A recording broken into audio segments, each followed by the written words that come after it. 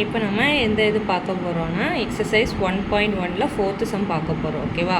இதில் என்ன சொல்லியிருக்காங்கன்னா, இஃப் ஏ வந்து 5 and 6 இருக்குன்னா பி வந்து 4, 5, 6 இருக்குது, சி வந்து 5, 6, 7. Show that A cross B equal to B cross B intersection C cross சின்னு கொடுத்துருக்காங்க. ஓகேவா?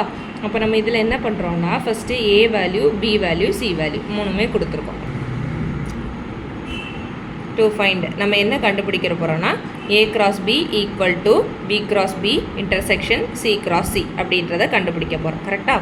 எப்பவும் போல் நம்ம என்ன பண்ணணும், ஃபஸ்ட்டு லெஃப்ட் சைடில் இருக்கிறத லெஃப்ட் ஹேண்ட் சைடுன்னு எடுக்கணும், ரைட் சைடில் இருக்கிறத ரைட் ஹேண்ட் சைடுன்னு இருக்கணும். அப்போ தான் நம்மளுக்கு தனித்தனியாக எடுத்துகிட்டு ப்ரூவ் பண்ண ஈஸியாக இருக்கும். கரெக்டாக?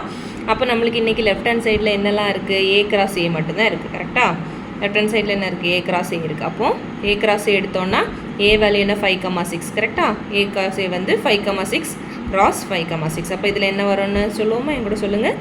5,5, 5,6, 6,5, 6,6. கரெக்டாக? இதை வந்து ஃபஸ்ட் ஈக்குவேஷனாக எடுத்துக்கிறோம். ஓகேவா? இனி ஆர்ஹெச்எஸ் நம்ம கால்குலேட் பண்ண போகிறோம். ரைட் ஹேண்ட் சைடு என்ன கொடுத்துருக்காங்க, B cross B intersection C cross C கொடுத்துருக்காங்களா? அப்போது B cross B intersection C cross C அப்படி கொடுத்துருக்கோம். ஃபஸ்ட்டு பி கிராஸ் பி கண்டுபிடிக்கலாம். பி கிராஸ் பியில் என்னெல்லாம் இருக்குது, பி கிராஸ் பி இருக்குது. அப்போ பி வேல்யூ அப்படியே போடணும், கிராஸ் பி வேல்யூ அப்படியே போடணும். இதில் என்னெல்லாம் வரும்னு சொல்லுவோமா? 4,4, 4,5, 4,6. அடுத்து 5,4, 5,5, 5,6. அடுத்தது 6,4, 6,5, 6,6. நம்ம சொன்ன மாதிரி எல்லா ஆர்டரில் அப்படியே இருக்குது. இந்த ஆர்டரை வந்து சேஞ்ச் பண்ணாதீங்க. சேஞ்ச் பண்ணிங்கன்னா கன்ஃபியூஸ் ஆகிடும், எத்தனை மிஸ் ஆகுதுன்னு நம்மளுக்கு தெரியாது. ஓகேவா?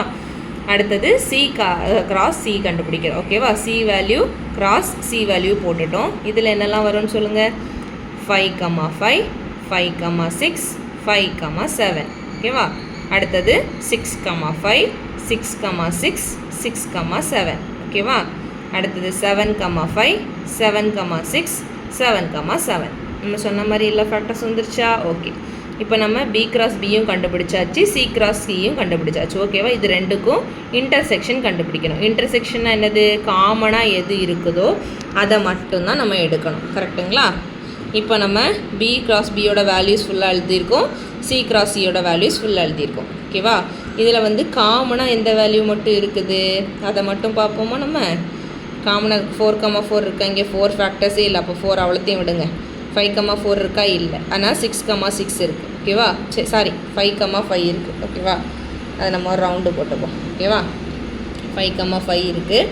அடுத்தது எது இருக்குது, 5,6 இருக்கா, 5,6 அங்கேயே இருக்குது, இங்கேயே இருக்குது. ஓகேவா? அப்போது 5,6 நம்ம ரவுண்டு போட்டுக்கலாம். ஓகேவா? இனி 6,4 இருக்கா, இல்லை. 6,5 இருக்கா, ஆமாம். 6,5 இங்கேயே இருக்குது, இங்கேயே இருக்குது. கரெக்டாக? அப்போ 6,6 இருக்கும்.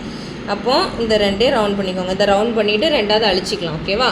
அப்புறம் இந்த ஃபேக்டர்ஸை மட்டும் எடுத்துடுங்க. இது ரெண்டும் தானே காமனாக இருக்குது. அப்போ இன்டர்செக்ஷனில் காமனாக இருக்கிறத மட்டும்தான் எடுக்கணும். ஸோ இந்த காமனாக இருக்க ஃபேக்டர்ஸை மட்டும் எழுதியிருக்கோம். இப்போ பாருங்கள், ஃபஸ்ட் ஈக்குவேஷனை பாருங்கள். ரெண்டு வேல்யூ சேமாக இருக்கா? அப்போது 1, 2 ஃப்ரம் 1 and 2 எல்ஹெச்எஸும் ஆர்ஹெச்எஸும் ஈக்குவலாக இருக்குது. ஓகேவா? அப்போது இதுலேருந்து என்ன ப்ரூவ் ஆகுது, நம்மளோட கொஸ்டின் ஏ கிராஸ் ஏ வந்து equal to B cross B intersection C cross C. Hence prove. ஓகேவா? புரிஞ்சா?